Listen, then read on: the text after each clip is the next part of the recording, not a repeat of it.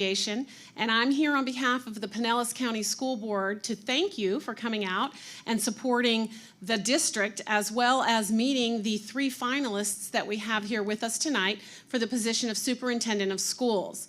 The way this is going to work is we'll have each one come in one at a time.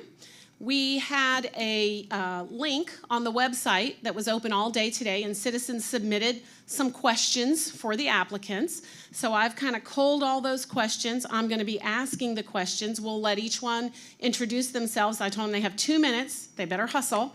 And we're going to give them some rapid fire questions. It'll be about 6 minutes per applicant. Then the next one will come in, the next one will come in. When all that has concluded, we're going to have different corners with each one of the applicants. You can mingle about, introduce yourself, you can ask them questions, whatever you want to do. We're here for the duration of the time. And then prior to your leaving, or for those of you who are watching online, there's a QR code on the website, pcsb.org, and you can submit your feedback. We're going to ask you 2 questions. First question is, what strengths did you see in each one of the applicants? And the second question is, do you still have any questions? What questions do you still have? We'll be providing that information to the board members before they have their one-on-one interviews tomorrow, as well as, again, for people who are going to be watching this throughout the weekend, the board members will receive that additional feedback before they begin their deliberations for their final selection. So you've got an opportunity to meet the candidates tonight and to provide some feedback. So let's get started. We're going to have our first finalist is going to be Mr. Kevin Hendrick. And as soon as he gets up here, there he is, Mr. Hendrick. We're going to have 2, I have to turn on my timer, see? Because we're going to time all of this. We're going to give him 2 minutes to introduce himself, and then I'm going to ask him some rapid-fire questions. So, Mr. Hendrick, go ahead. Thank you, Andrea. Good evening, everyone. My name is Kevin Hendrick. I'm happy to be here tonight and introduce myself and talk to the community. As many of you know, I've been a resident of Pinellas County for 35 years, graduated from our schools at Largo High School, became a teacher at Pinellas Park High School and then Dunedin High School, and then continued in leadership positions, leading Northeast High School for 9 years as principal, and then for the last 5 years here at the district office as the head of our teaching and learning division. I'm excited for this opportunity to continue to lead our schools in a positive direction. We've had tremendous momentum in the last decade, and we have a lot farther to go, but certainly we have a strong foundation to build on. I shared with the board earlier today that one of the things I think we need to focus on is becoming an A school district. We are close, we're almost there, but we're not there yet. And becoming an A is not just about the metrics, although those are important. It's about the culture and climate that comes along with an excellent, high-performing, state-leading district. And so over the course of the next several years, I hope to lead us there and be the face and voice of Pinellas County Schools for our school district. Outstanding, well-timed. So I'm going to start with some questions that all of the applicants are going to get, and then there's some unique questions to you. Sure. The first question is, what improvements do you feel could be made to improve the elementary school curriculum, given the percentage of students that are not performing on grade level? Sure, so the key to knowing about proficiency is where it's measured. So it's measured in grades 3, 4, and 5. And so often when schools are in crisis or we look and students are struggling, you go to those grades and say, how do we improve? But we know that it makes more sense to start at early ages. And so we've invested heavy in early learning, and we expect to see the results of that investment soon. Our students learn to read at early ages, and it's in those grade levels that they need those foundational skills. So one of the things you do is you have people look at your curriculum and make sure it's solid. You look at the balance between phonics instruction and decoding and all the things that make up a student as a reader. And so we've done that work and we've made those improvements, and with the best standards coming, we expect to see that. The other parts of elementary, it's not just about reading. Social studies is important, science is important, mathematics is obviously important, but it begins with understanding the standards, choosing high quality materials, and then making sure they're implemented. Outstanding. Pinellas County has a growing Hispanic population. What ideas will you use to integrate these new neighbors into the school community? I think when we look at any of our populations, you have to understand that when students come to our schools, it has to be comfortable. They have to feel valued. They have to feel like this is a place where everybody wants them to succeed. And so for Hispanic students, that includes all of the things that we would all expect as we walk into a school building. So if it means when a parent comes and they don't speak our language, how do we support that? How do we, from the front desk on, not think it's a burden, but that's something we can capitalize on? And so whether it's translation services or how we outreach to families, I think one of the things we've had a lot of success with is our Facebook page in Spanish, where families are able to reach out to us in an avenue that they normally use, because that's how they communicate with their families, both in and outside of our district. All right, now we're going to go for some questions that are unique to you. All right. Okay. What are the benefits of growing up and serving your career in this district, and what are the drawbacks? So the benefits are, everything. I mean, I've been to every single school. I've worked in the district office in schools, attended our schools, and so it's very easy to know our communities, understand our schools, know our leaders, know our teachers, and the different levers that make schools move, including those community partners and partnerships that I've had, been so fortunate to be a part of in the last 20-some years. The challenges with that is sometimes people think that, well, it's just going to be like it's always been, right? It's going to be that way, and I remember him from 25 years ago, and so it's going to be easy. You have to challenge people. You have to push people's thinking. Being a principal is different than being at the district office. Being the superintendent is different than being the associate superintendent. And so it's a different role, and you have to make sure that you don't get caught and stuck in the previous role, but you have to go into that next role. So that would be the challenge. So for people who grew up with you, what's the one thing you want them to know has changed the most? I think there's a lot that hasn't changed, but probably the part that's changed the most is that as a parent, you start to look at things differently. I became a principal and I didn't have a child yet, and so I looked at our elementary schools differently than I do now after my son has been through them. And so that's probably the biggest change, and I think that's a change for the better, to be honest. Did you beat anyone up? No, just kidding. That's not a question. What is the greatest challenge in public education today?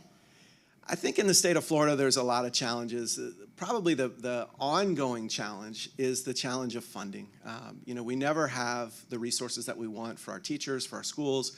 We do the very best we can with what we have, and I think we're great stewards of our resources. But in terms of getting beyond the obvious one, certainly the political nature of our country is one that we have to address. And so for our students and for our staff, the best we can do is make sure that they're insulated from that. They don't need to deal with those types of situations that sometimes occur, and not here in this room, but in other places as well. So those challenges are ones that we're up for. We've been doing that for a couple of years now through the pandemic, and we've been successful. Okay, so we only have 24 seconds left. Remember when I said I wasn't gonna do an I gotcha question? Okay, well, here it is. Who's your favorite school board member? What's your favorite school? What's your favorite community? So I was thinking about this, I've lived in Palm Harbor and Oldsmar and Clearwater and Bel Air and Largo and St. Petersburg. My mom lived in Indian Rocks Beach. So other than some of the beach communities, they're all my favorite. Well done. Thank you, sir. Okay, I want to remind you that you can submit your feedback. At the end of the day, they're going to be passing out these little QR codes. So if you don't know how to use a QR code, you can ask any one of us. You're going to put your phone on it and click the button. It's also available on the website. But if you choose not to use the QR code and you're physically here, you can submit on a written piece of paper. So come on, Mr. Ramirez, welcome.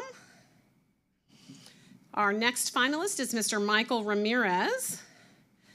Mr. Ramirez, let me get my timer going, because you know we like to have the timer. All right, yes, you're going to get 2 minutes to introduce yourself, and then we're going to do rapid-fire questions. Sounds great. So good evening, Michael Ramirez. Pleasure to be here this evening with you. It really is. I'm honored.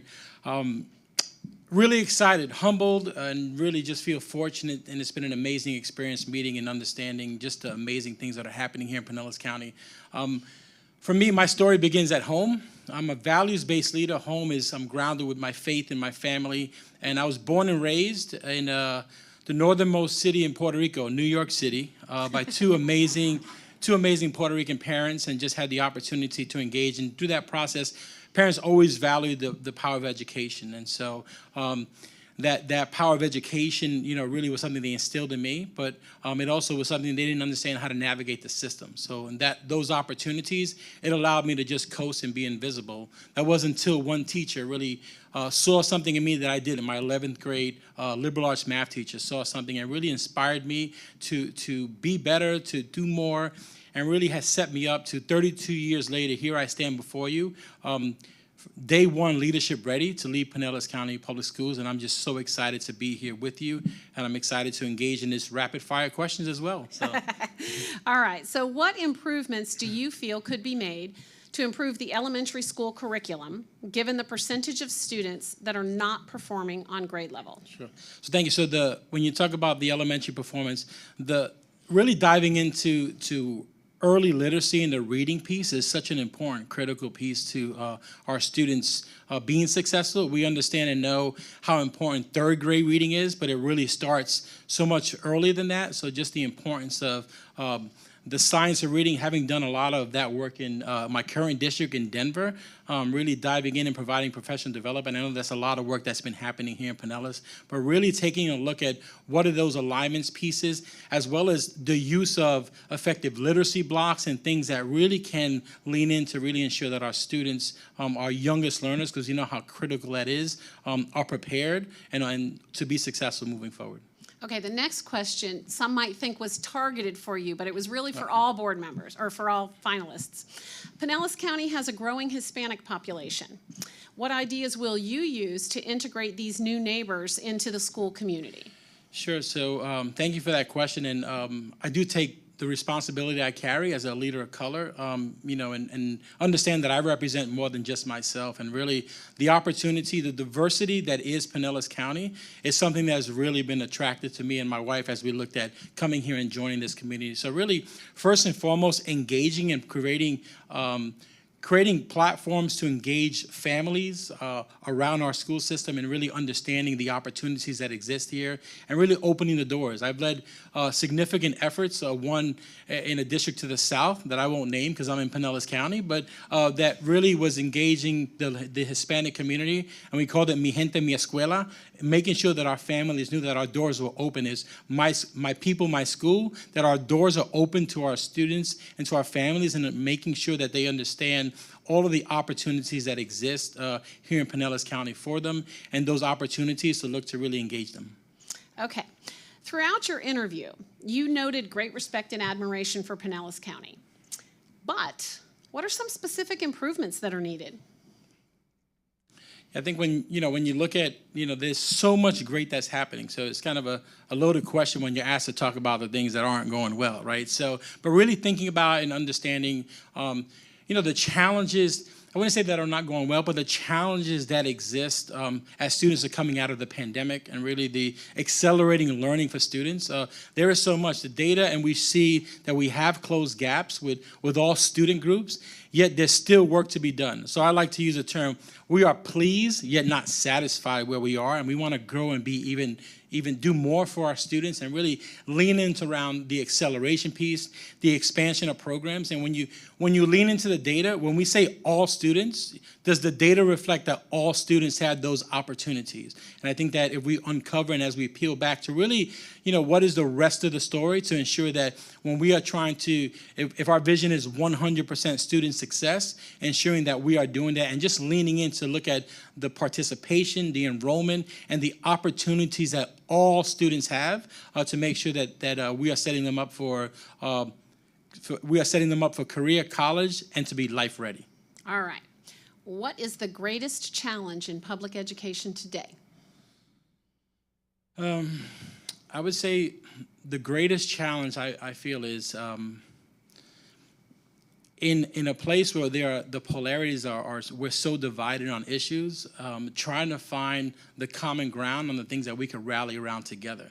There is so much passion in our community, in our state, and in our nation, around public education. There's so much synergy around that. How do we leverage that synergy and really find common ground to rally together? Because I believe at the core, of whatever issue we're talking about or not, is this desire to ensure that you have a high quality a school in your neighborhood that you can send your child to, and that we can advocate. And so that advocacy, sometimes that gets lost in the passion piece. But I think one of the greatest challenges is really being able to bring folks together, which I feel is a strength that I can bring to Pinellas County Schools, to really unite. I'm a unifier to bring folks together to really find what's best, and keeping it grounded to our students first.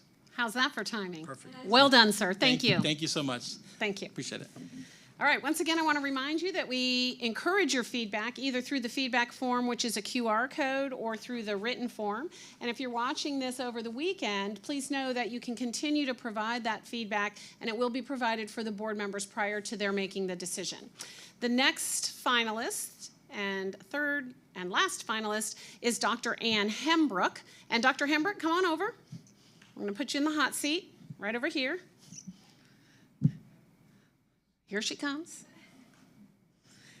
And as everyone else, you're going to have 2 minutes to provide an introduction, and then I'm going to start with your rapid fire questions. So. Okay, excellent. Well, good evening, everyone, and thank you so much for coming out. I appreciate it.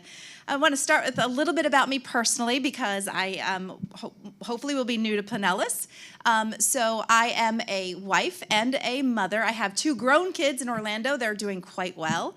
A daughter getting her bachelor's in business, a business degree, and then my son is an IT support. My husband is also in education. He's a basketball coach, a PE teacher, so it runs in the family. A little bit about me personally. I love to read. I'm a big learner. I think everybody can learn and grow at any point in their life. I love to cook from scratch. That's one of my favorite things to do. When I have time, I play the piano. I am an avid theater arts person. I actually was in theater as a kid. My kids were in theater, so that's really important and special to me. So that's a little bit about me personally. Oh, I can't forget my dog. I do love my 5-year-old dog. We're empty nesters, so she keeps us busy. So a little bit about me professionally. I've worked in 4 different districts. I know that means I've moved around quite a bit. I'm definitely looking for my next place to establish permanent roots, become active member of a community. But I will say, having taken that journey and working in different districts has really afforded me an opportunity to see different ways that school districts or city councils or communities approach different work. And so I really feel like that has really added a different value and perspective about how I look at things. I've also served in lots of different roles, obviously leadership. I was a teacher, gifted teacher, Spanish teacher. I think the last thing I want to share with you is the one thing that I've learned in all those roles is that people are the most important about this. We're about kids, we're about parent engagement, we're about community engagement and partnerships. So that's a little bit about me. Rapid fire, ready? Yes, ma'am. What improvements do you feel could be made to improve the elementary school curriculum, given the percentage of students that are not performing on grade level? Okay, that's a great question.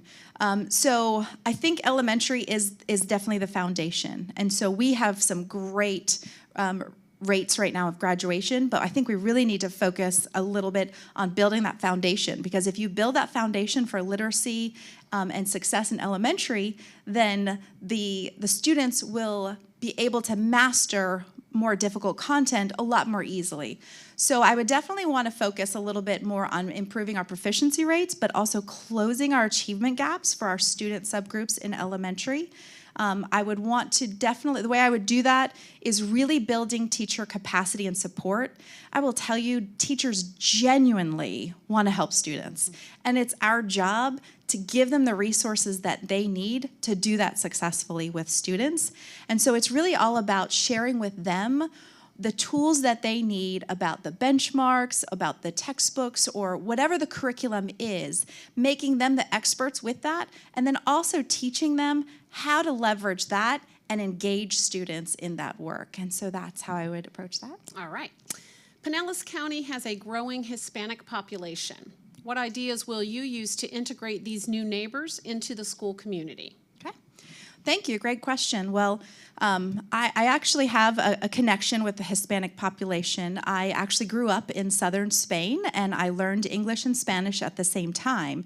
Now, that doesn't mean that all of our families are from Spain. I understand that. But I can speak the language. I can connect with them. And one of the things that I would do to really connect with them is to have conversations with them and find out what's holding them back from becoming engaged in Pinellas County, because we absolutely need them to become active members of their child's education, but also the community as a whole.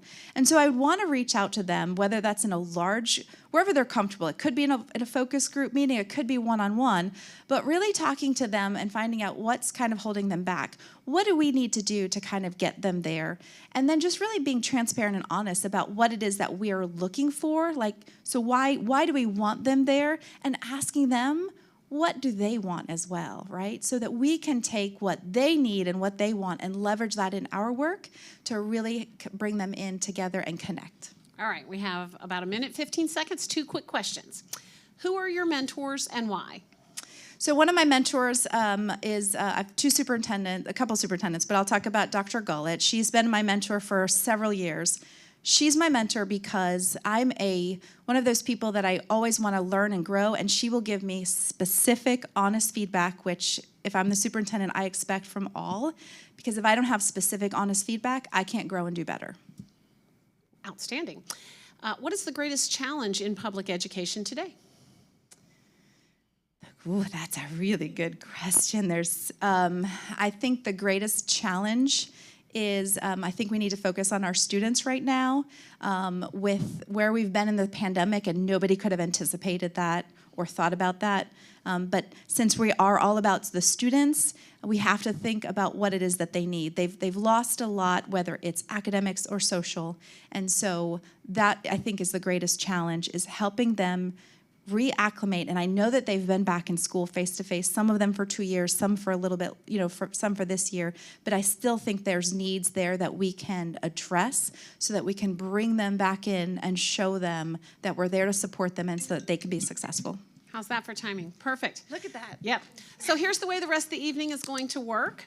You've got about an hour, and we're going to have 3 stations, 1 for each of the finalists. Those of you who are here physically are invited to roam the room, introduce yourself, ask some questions of the finalists. Be sure and give your feedback through either the QR code or the other form.